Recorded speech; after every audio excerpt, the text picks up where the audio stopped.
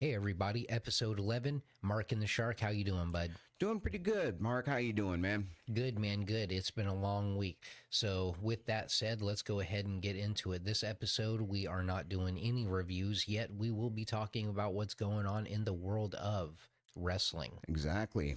So, the first thing we're going to go ahead and get into is guess where WrestleMania 43 in 2027 is going to be? Riyadh, Saudi Arabia. Riyadh. What are your overall thoughts on it? Honestly, if that's something that the company wants to do, that is their right to do so. I'm not here to, judge as to I'm not getting into the politics of whatever people think. This is definitely new ground for the company. I probably would expect more countries will probably be, jumping at the rights to get a WrestleMania now. I think it's something that we'll start to see grow more than likely internationally. Um, it's definitely going to be the card is what I'm curious about. I've been hearing, rumors about them trying to get some of the older veterans. We'll see how that works. We'll see if that even, comes to light. But those are rumors.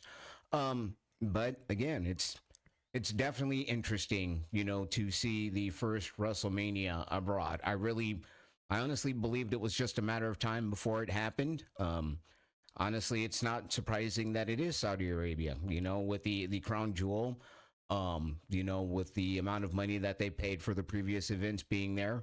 So again, it's not shocking. And again, like I said, I'm staying out of the whole political fray. I'm not here. I'm here as a wrestling fan. Okay, so I'm only going to get slightly political, just because of what I talk about has to do with top politics, slightly. So when Sheik Turkey, when he became the sports ambassador, I'm sorry, I don't know the official title. Apologies, but when he became that, he started a thing called Riyadh Season, which one of his main initiatives, and a lot of the people in Saudi Arabia's initiatives are, is that they don't want to be just oil profits. They want to start to diversify their economy and become a tourist location, a hotspot for the world to show all the great things that they have in Saudi Arabia. It is a very beautiful place. It's a tropical, well, not really tropical in the sense of rain and stuff, but as far as like a desert goes, it's a very beautiful place. There's a lot of good beaches. So they actually want to welcome tourism. If you look more into it, the whole Riyadh season, it's not just about WWE. They have Tom Brady. I guess he's getting paid a crazy amount of money for flag football. So, and they have other sporting events that they're bringing there too. It's not just that, and they want to make it. They call it Riyadh season, and it's just basically a season of the year where they attract tourism, and so we'll see how that goes. Just because I do know whatever they may think politically or whatever, they do know at the end of the day, if they want to have business, then they need to be more inclusive to people, which is why they do have designated places at specific hotels where the rules of women's dress and stuff do not apply and they're not enforced, which is how the WWE superstars were taking those pictures in bikinis on the beach, because there are places where that law isn't enforced. So I think maybe it will become, hopefully, is what they're aiming for. Is it's going to be more. Saudi Arabia will become a tourism hotspot, but on the other end of that, they're going to have to make people feel welcome there. Yeah. So that's kind of, I think, they're going for that. So I am curious what's going to happen as far as that goes. As far as what they actually practice and stuff down there, I'm not really going to get into that. I think WrestleMania going to them for such a high bid is going to now make WrestleManias inside the states have to dig a little deeper inside of their pockets, to pay for that event. Um, Yeah, I've heard rumors as much as $150 million per night. And I mean, if that's the case, then I probably would not expect to see a WrestleMania, probably back here stateside. It's in a way, it's kind of holding cities hostage. And I don't think, I mean, you're talking at that point, if it's true, that's like the third of a stadium, being built for a city. And you got cities that aren't willing to budge on that. I really think that long run, this is a bad business move.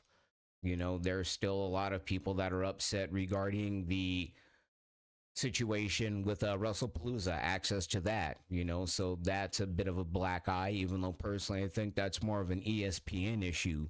But because it was the launch of a WWE product, you know, and people aren't as forgetful as they used to be. You know, this is definitely a different day, a different age. Um, to me, it's there's definitely a couple of missteps here, but we'll see how it plays out in the long run. Yeah, it's definitely going to cause more. Definitely, it's going to cause a lot more revenue for the WWE. Um, most people would say the same. WrestleMania in France, that would be very awesome. But there's still places in the United States. I mean, imagine a WrestleMania, and I get it, why this wouldn't be a popular choice. Not the first three things you think of, but Canada and WWE have a relationship. A lot of Canadian wrestlers. Could you imagine Bret Hart hosting a Calgary WrestleMania? I mean. The opportunities there. So I think them going to Saudi Arabia is good because then it gives the option for other countries to have it. And, I mean, one thing I heard, I think I was listening to Busted Open on Sirius in my car, and they were saying something along the lines of that WrestleMania kind of feels like it's an American tradition, it's an American thing, so people won't immediately want to um, let it go not only to Saudi Arabia, but just anywhere that's not America. So who knows how that'll go? I don't think it's going to be terrible for business. I think that just as many people are going to pay and just as many people are going to go.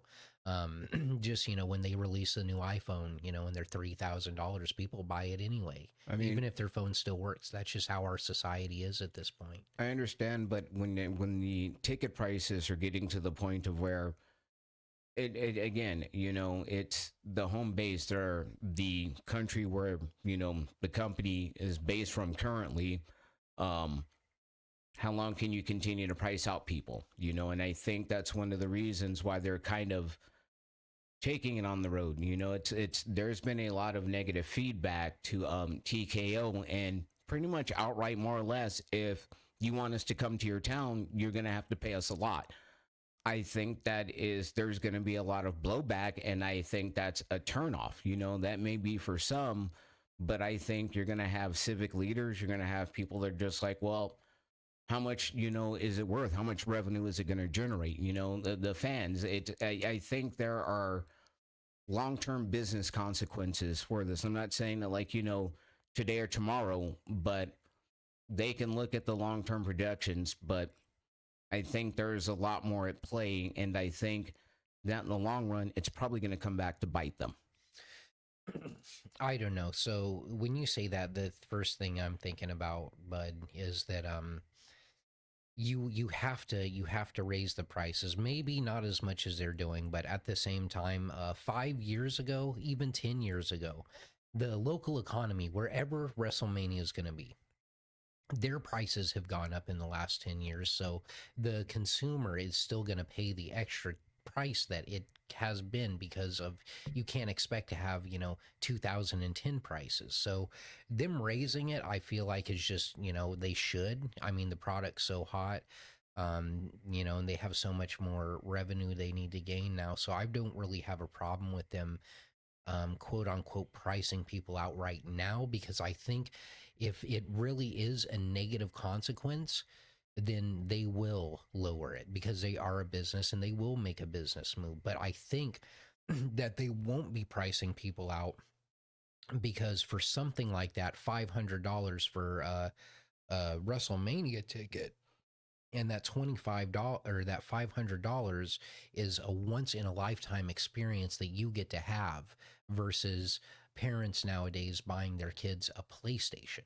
You know what I mean? A new PlayStation is $500 or more. So saying that you can have this once in a lifetime experience and you can remember this for the rest of your life isn't as important as this material thing that you could get for the same amount of money. I think that's where it's going to come to. When kids really want to go to this event, mom, dad, please, all I want for Christmas is to go to WrestleMania. You know, I'm saying people will make it work.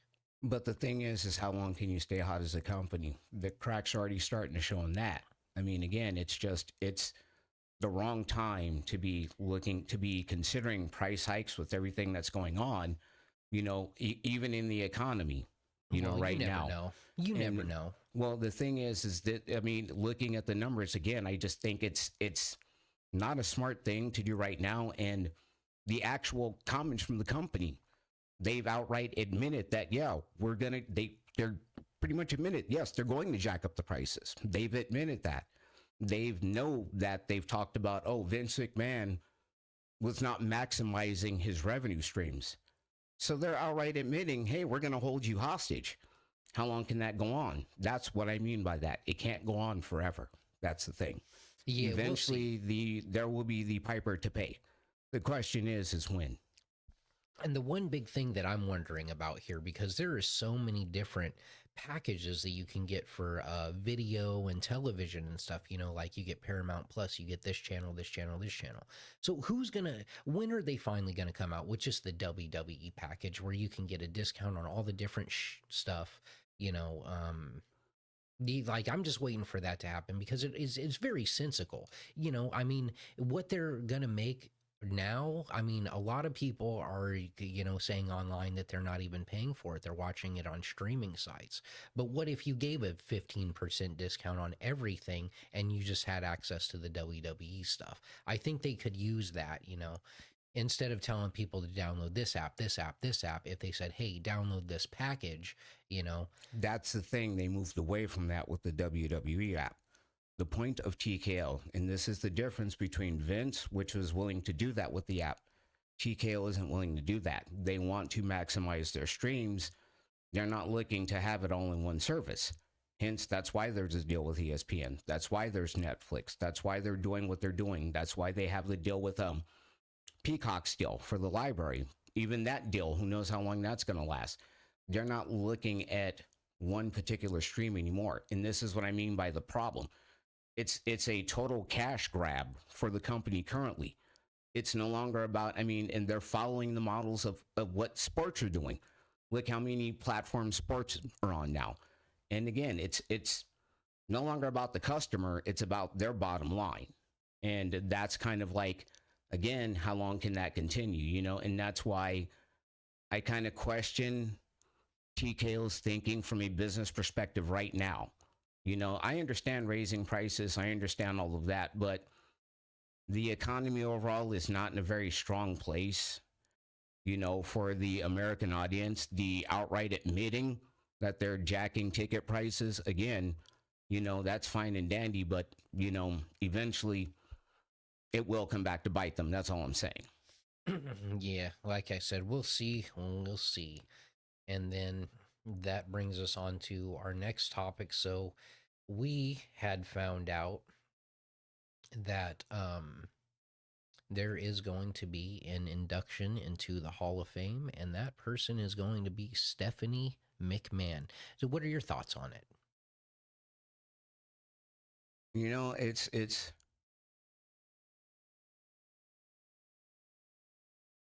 I really don't know. I guess it's like, maybe if anybody should have probably been in first, it would have been Vince. Vince would have rejected it.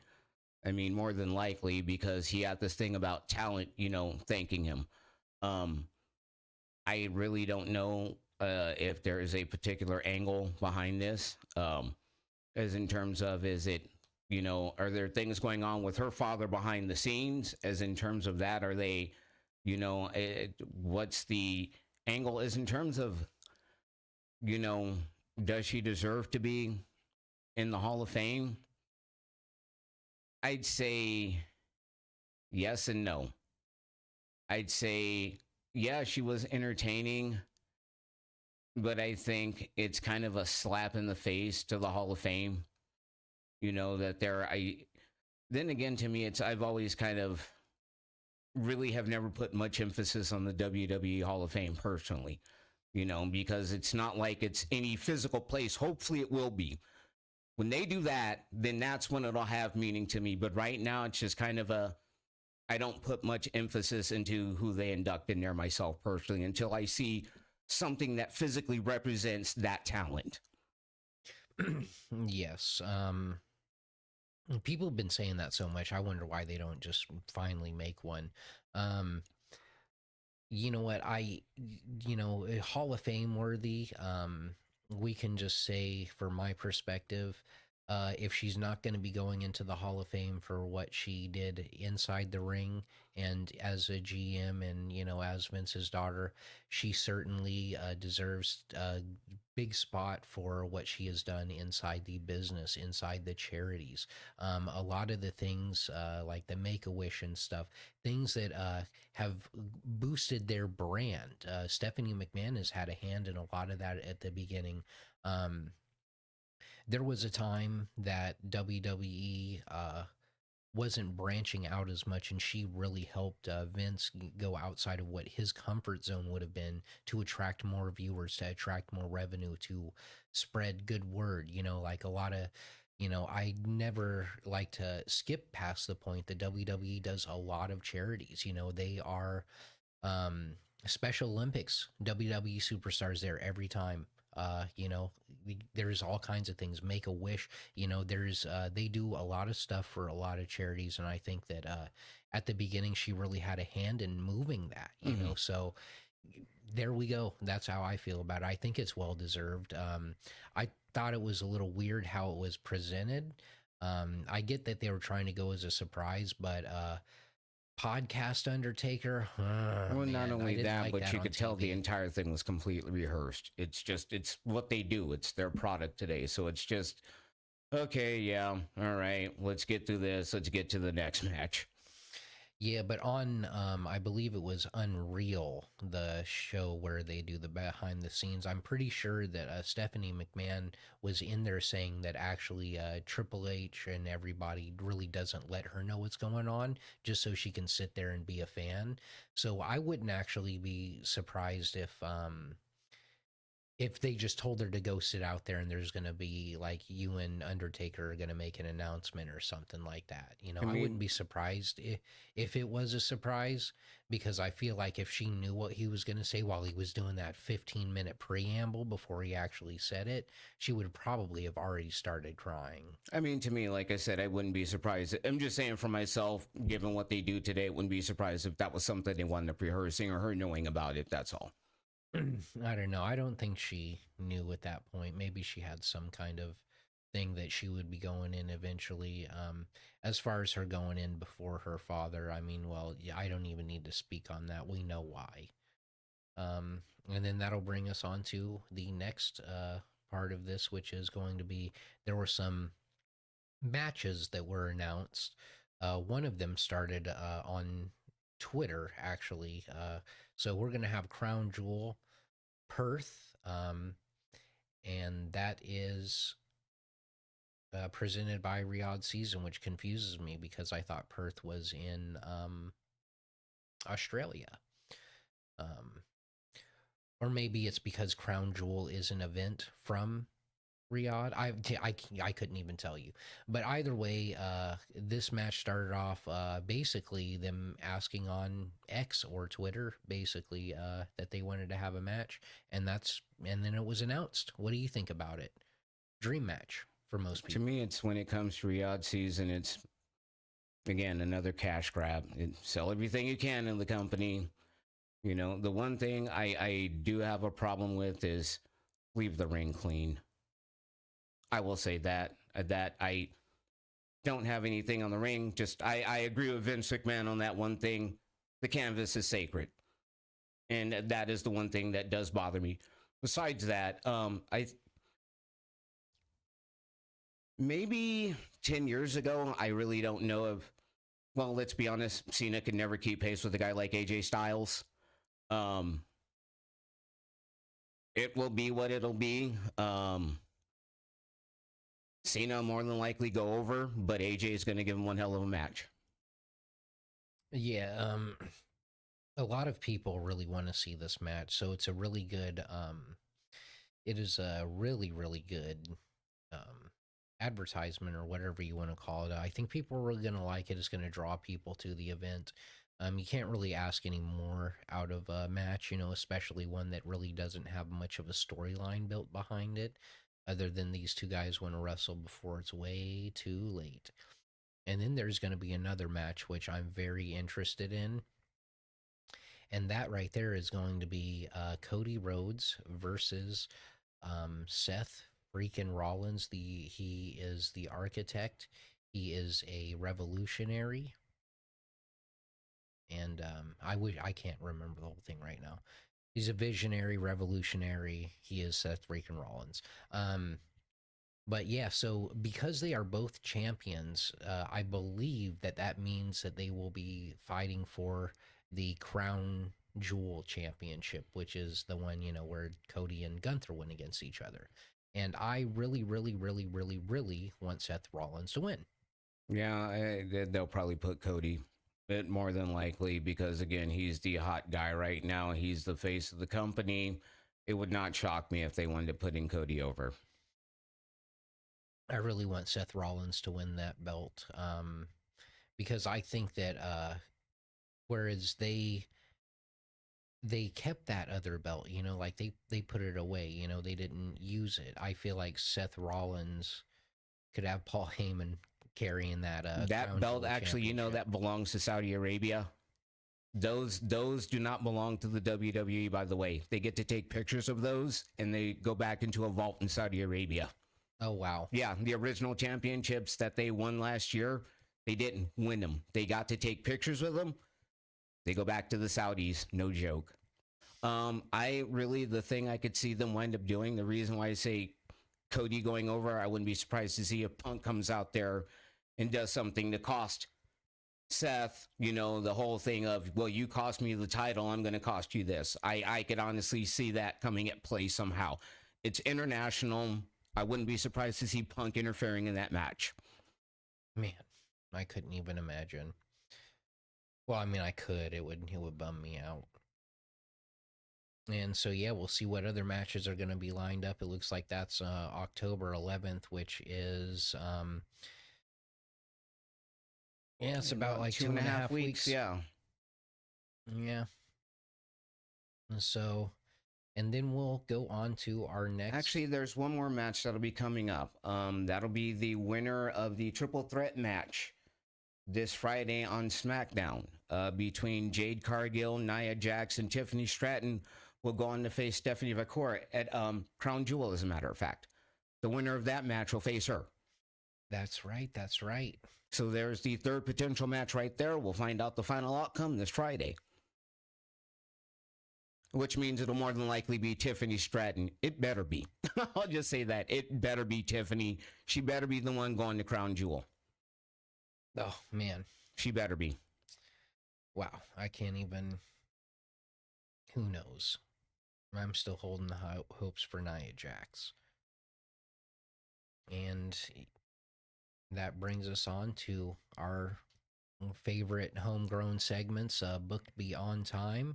What's Booked Beyond Time? Explain to the people. So basically what we do is we take two talents from different generations. In this instance today, we're taking Stone Cold Steve Austin versus LA Knight. Yes, and we are going to talk about what that matchup would be like. It's something that I've seen online a lot. A lot of people would like to see that match. So Stone Cold and LA Knight. And every week, what we do is we'll put this through a generator and we'll ask, well, how would the match go? And then we'll go on and read and see what they generated for us. I don't believe that my computer can run 2K. What I would rather do is have these matches and simulate them, and then we could commentate on the match itself. But I'm still working on that. I'm not sure if that's something I'm going to test or not. So Oh, see, I mean, I know the 2K games pretty today. They have some pretty amazing things they could do. Maybe look through the character creation, see what people can be created today. Who knows? Oh yeah, it's more of a matter of I don't know if my computer can actually handle it. But I digress on that point. So if we're gonna see a match that happens between these guys, what do we think's gonna happen? You can All start. right. Well, first off, we get with the stare down there. The glass shatter. Austin storms to the ring, beer in hand, pacing like a predator. The crowd is deafening. LA Knight's enter with swagger, mic in hand. Yeah! As the fans echo back, they trade verbal jabs. The crowd yelling, what? And yeah, before the bell. And the feeling out process, they lock up right when the bell rings. Austin shoves LA down, but LA kips up and he struts. They have another lock up, and Knight shoulder tackles Austin and drops a very arrogant elbow. Austin then slaps Knight very hard, and Knight fires back. They're battling for crowd control as much as they are for the match. Austin begins to take control. Austin loads fists, stomps a mud hole in the corner. Luthez pressed with rapid punches and an elbow drop. Near fall. Outside, Austin smashes Knight into the announce table, pours beer over his head, then rolls him back in. Goes for a stunner. Knight shoves him off to regroup. And then that's when LA has his counter attack. He goes after Austin's knee. He stomps relentlessly. He's wrenching a knee bar while yelling, yeah, and the crowd's yelling back at him. Austin escapes to the ropes, but ends up taking a neck breaker and Knight's running elbow. They hit another cover for two.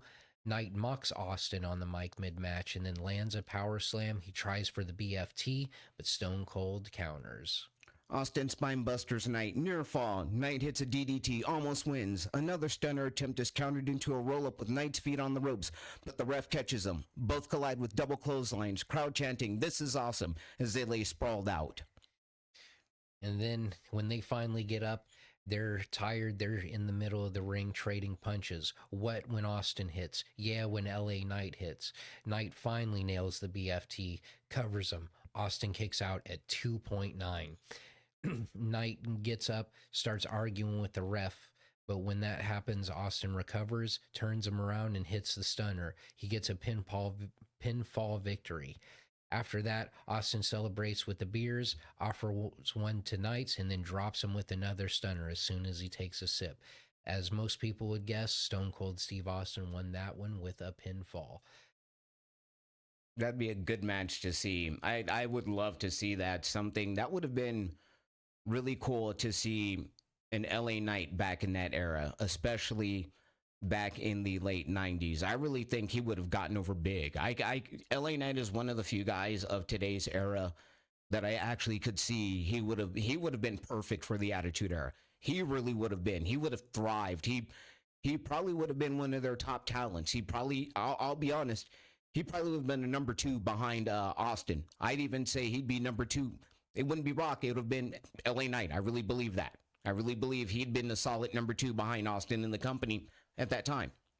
I mean, LA Knight's got a lot of charisma, and especially back in those days, if, you know, like what he's talking about now is actually a lot more tame and stuff than what he would be allowed to say in in today's times. Like today's times, he has to calm it down for the children audience, but back then they were going pretty crazy. You'd have a lot more to be able to say. So I really, really dig LA Knight. I am, I mean, Stone Cold was going to win that match anyway, but it's always nice to know that he got to hit the BFT.